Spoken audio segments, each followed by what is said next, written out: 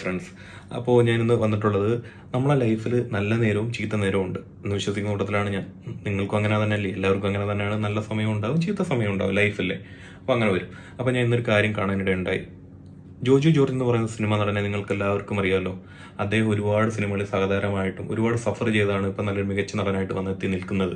നിങ്ങൾക്ക് എല്ലാവർക്കും അറിയാമല്ലോ. അദ്ദേഹത്തിൻ്റെ പല ഇൻ്റർവ്യൂസിലും നമ്മൾ കണ്ടിട്ടുള്ളതാണ്. അപ്പോൾ ഞാൻ പറയാമെന്ന് ഇത്രയേ ഉള്ളൂ. ഇതൊരു മൂവി റിവ്യൂ ഒന്നുമല്ല കേട്ടോ.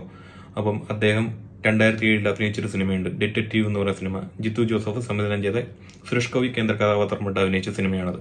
അപ്പോൾ അതിൽ അദ്ദേഹം സഹതാരമായിട്ടായിരുന്നു അഭിനയിച്ചത്. ഇപ്പം അദ്ദേഹത്തിൻ്റെ ലേറ്റസ്റ്റ് ആയിട്ട് പുറത്തിറങ്ങിയ വലതുവശത്തെ കള്ളൻ, പുതിയ സിനിമയായിട്ടുള്ള വലതുവശത്തെ കള്ളനകത്ത് ആ സെയിം സംവിധായകൻ്റെ കൂട്ടത്തിൽ ഇപ്പം അദ്ദേഹം ലീഡ് റോളിൽ വന്നെത്തി നിൽക്കുകയാണ്. അപ്പം ഞാൻ പറയാവുന്ന ഇത്രയേ ഉള്ളൂ. നമ്മുടെ ലൈഫിൽ നല്ല സമയം വരും, ചീത്ത സമയം വരും. അത് കുറച്ച് നേരത്തേക്ക് മാത്രമായിരിക്കും നമുക്ക് ചീത്ത സമയം വരുന്നത്. അതിൻ്റെ പുറകെ തന്നെ നല്ല ടൈം വരും. അപ്പോൾ ഈ ഒരു കാര്യം കണ്ടപ്പോൾ നിങ്ങളുടെ അടുത്ത് ഷെയർ ചെയ്യണമെന്ന് തോന്നിയുകൊണ്ടാണ് ഈ വീഡിയോ ചെയ്തത്. അപ്പോൾ നമുക്ക് മറ്റൊരു വീഡിയോ ആയിട്ട് വീണ്ടും കാണാം. അതിലെല്ലാവർക്കും ബൈ.